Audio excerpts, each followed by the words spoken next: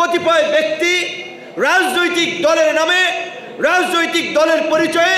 সেই লুটপাটের ব্যবসার দখল নিয়েছে। আজকের এই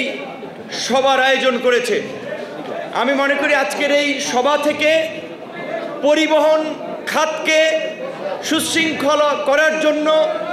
পরিবহন খাতে একটা শৃঙ্খলা ফিরিয়ে আনার জন্য একটা যাত্রা শুরু হয়েছে এবং এই পরিবহন নিয়ে বাংলাদেশের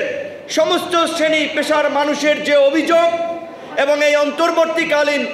সরকারের কাছে আমরা রাষ্ট্র সংস্কারের পাশাপাশি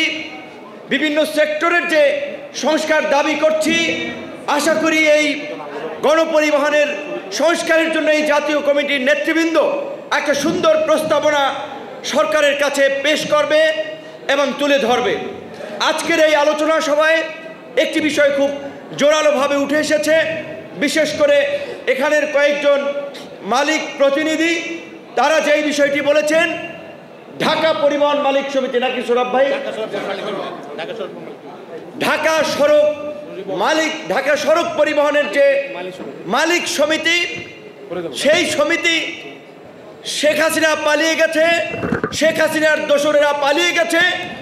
আর সেই সমিতির যারা এই ইনায়েতুল্লাহ গংরা,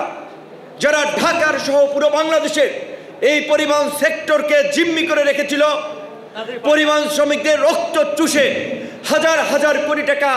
লোপাট করেছিল, সেই লুটপাটের ব্যবসা জারি রাখার জন্য ইনায়েতুল্লাহরা চলে গেলেও কতিপয় ব্যক্তি রাজনৈতিক দলের নামে,